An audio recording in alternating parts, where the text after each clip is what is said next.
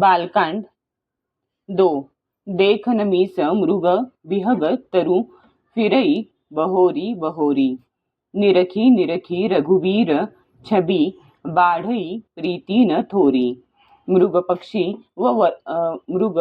व वृक्ष यांना पाहण्याच्या बहाण्याने सीता वारंवार वळून पाहत होती.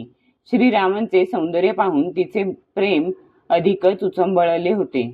जानी कठीण शिवचाप बिसुरती चली राखी उर श्यामल मूरती प्रभु जब जात जानकी जानी सुख स्नेह शोभा गुण खानी. शिवधनुष्य खूप जड आहे याची आठवण झाल्यावर सीता खिन्न होऊन पण हृदयात श्रीरामांची सावळी मूर्ती धारण करून निघाली. प्रभू श्रीरामांनी जेव्हा सुख स्नेह शोभा व गुणांची खाण असलेल्या सीतेला जाताना पाहिले, परम प्रेममय मृदू मसी किन्ही चारू चित्त भीती लिखी लिन्ही गई भवानी भवन बहोरी बंदी चरण बोली कर जोरी.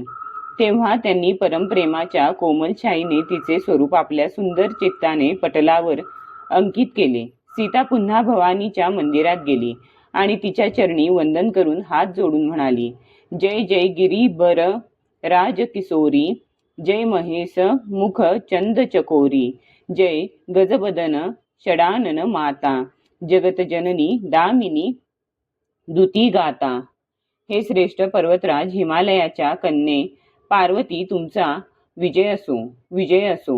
हे महादेवाच्या मुखचंद्राकडे एकटक पाहणाऱ्या चकोरी तुमचा विजय असो. हे हत्तीचे मुख असलेल्या गणेशाच्या व षण्मुख स्वामी कार्तिकेयाच्या माते हे जगज्जननी हे विद्युत कांतीयुक्त शरीराच्या पार्वती देवी तुमचा विजय असो.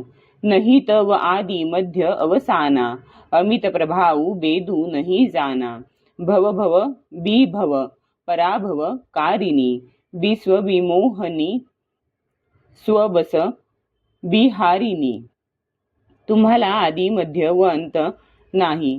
तुमचा असीम प्रभाव वेदांनाही माहीत नाही. तुम्ही सृष्टीला उत्पन्न पालन व नाश करणाऱ्या आहात. विश्वाला मोहून टाकणाऱ्या आणि स्वतंत्रपणे विहार करणाऱ्या आहात. पती देवता सुतीय महू मातू प्रथम तव रेख महिमा अमित न सकही कही सहस सारदा शेष. पतीला इष्टदेव मानणाऱ्या स्त्रियांमध्ये हे माते तुमची प्रथम गणना आहे. तुमचा अपार महिमा हजारो सरस्वती आणि शेषनाग सुद्धा सांगू शकत नाहीत. सेवततो ही सुलभ फलचारी बरदायनी पुरारी पियारी देवी पूजी पद कमल तुम्हारे सूर नर मुनी सब होही सुखारे. हे भक्तांना मनोवांछित वर देणाऱ्या भवानी, तुमची सेवा केल्याने चारी पुरुषार्थ सुलभ होतात. हे देवी, तुमच्या चरण कमलांची पूजा केल्याने देव मनुष्य व मुनी हे सर्व सुखी होतात. मोर मनोरथू जानहू निके बसहू सदा पुर सभही के किन्हेऊ प्रगट न कारण तेही अस कही चरण गहे वैदेही. माझे मनोरथ तुम्ही चांगल्या प्रकारे जाणता, कारण तुम्ही नेहमी सर्वांच्या हृदयरूपी नगरीमध्ये निवास करता. म्हणून मी ते उघड केले नाही. असे म्हणत जानकीने देवीचे चरण धरले. विनय प्रेम बस भई भवानी खसी माल मूर्ती मुसुकानी सादरसीय प्रसादू सिर धरेऊ बोली गौरी हर्षू हिय भरेऊ. गिरिजा देवी सीतेचा विनय आणि प्रेम पाहून प्रसन्न झाली. तिच्या गळ्यातली माळ खाली पडली आणि मूर्तीने स्मित हास्य केले. सीतेने मोठ्या आदराने तो प्रसाद शिरावर धारण केला. गौरीचे मन आनंदाने भरून गेले आणि ती म्हणाली, सुनू सिय सत्य असीस हमारी पूजी ही मन कामना तुम्हारी. नारद वचन सदा सुची साचा सोबरू मिलीही जाही मनुराचा. हे सीते, मी मनपूर्वक देत असलेला आशीर्वाद ऐक.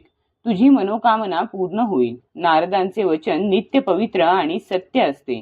ज्याच्यावर तुझे मन अनुरक्त झाले आहे तोच वर तुला मिळेल.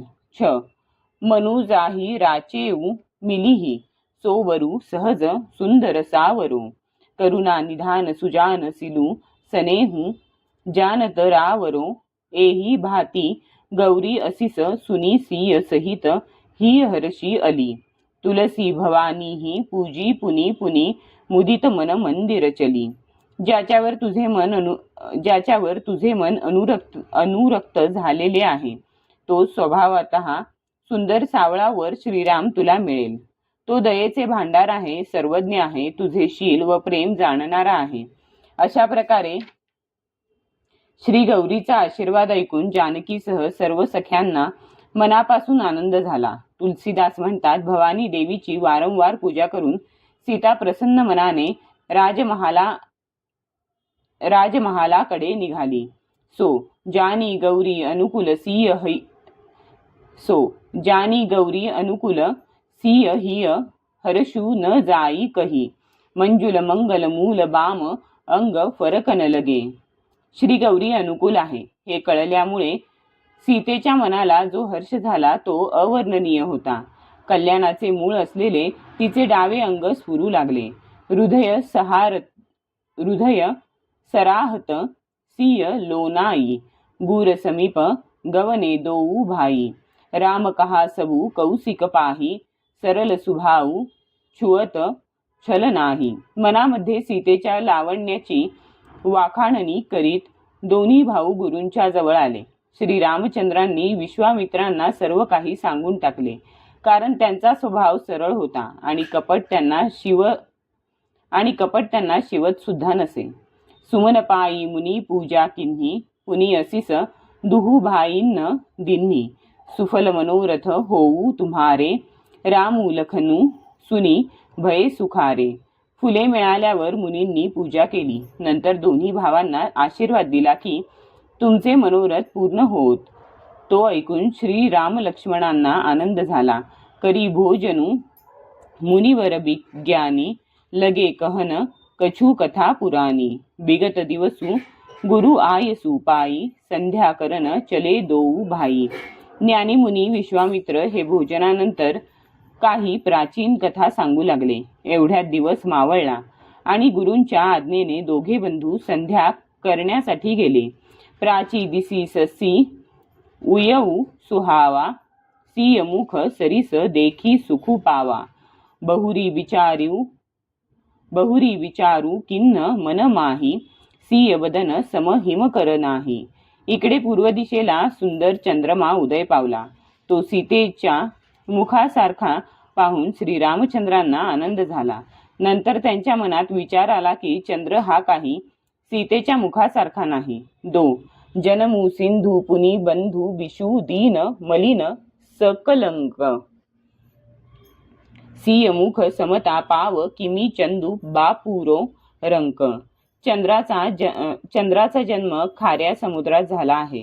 त्या समुद्रात उत्पन्न झाल्यामुळे विष याचा भाऊ आहे. दिवसा हा मलिन असतो आणि कलंकित आहे. बिचारा चंद्र सीतेच्या मुखाची बरोबरी कशी करू शकेल. घटई बढई बिरहिनी दुखदाई ग्रसई राहू निज संधीही पायी कोक शोकप्रद पंकजद्रोही अवगुण बहुत चंद्रमा तोही. शिवाय तो वाढतो व घटत जातो. विरहिणींना दुःख देतो.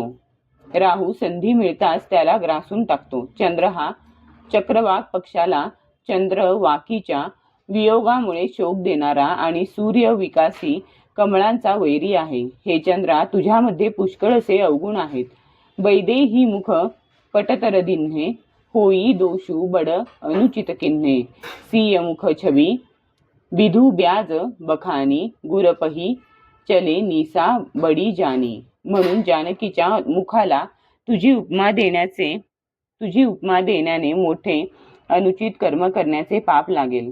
अशा प्रकारे चंद्राच्या निमित्ताने सीतेच्या मुख सौंदर्याचे वर्णन करता करता रात्र फार झाल्याचे पाहून श्रीराम गुरुजींच्या जवळ गेले. करी मुनी चरण सरोज प्रणामा आयसू पायी किन्न विश्रामा बिगत निसा रघुनायक जागे बंधू बिलोकी कहन असं लागे. मुनींच्या चरणकमलांना प्रणाम करून व आज्ञा घेऊन त्यांनी विश्रांती घेतली. रात्र संपल्यावर श्री रघुनाथ जागे झाले आणि लक्ष्मणाला पाहून म्हणाले, उयऊ अरुण अलोकहु ताता पंकज कोक लोक सुखदाता बोले लखनू जोरी जुगपानी प्रभू प्रभाऊ सूचक मृदुबानी. लक्ष्मणा बघ, कमल चक्रवाक व संपूर्ण जगाला सुख देणारा अरुणोदय झाला. लक्ष्मण दोन्ही हात जोडून प्रभूंच्या प्रभावाला अनुकूल अशा कोमल वाणीने म्हणाला. अरुणोदय सकुचे कुमुद उडगन ज्योती मलिन जीवी तुम्हार आगमन सुनी भये नृपती बलहीन.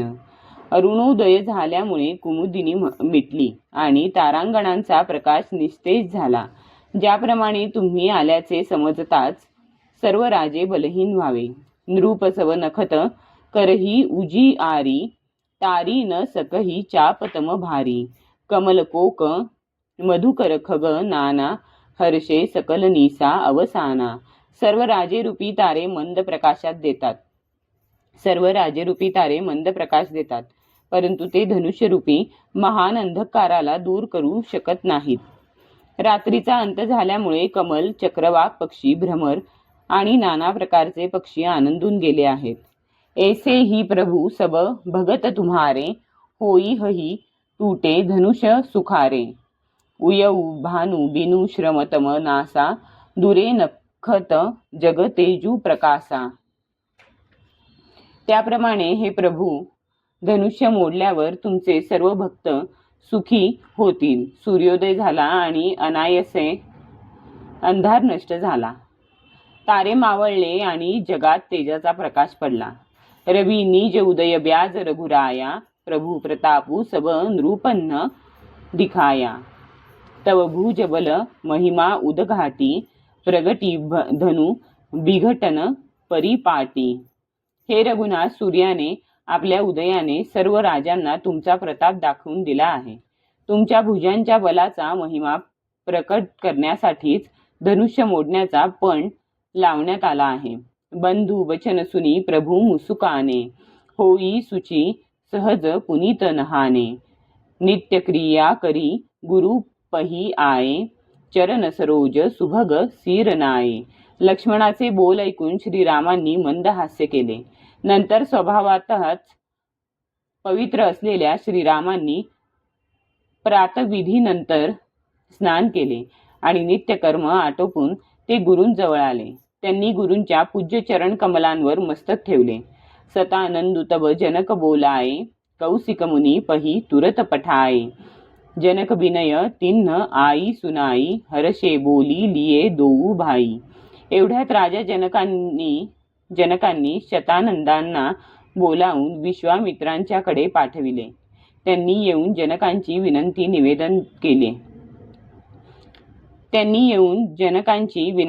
निवेदन केली. विश्वामित्रांनी आनंदाने दोघा भावांना बोलाविले. सतानंद पद बंदी प्रभू बैठे गुरपही जाई चलहू तात मुनी कहेऊ तब पठवा जनक बोलाई.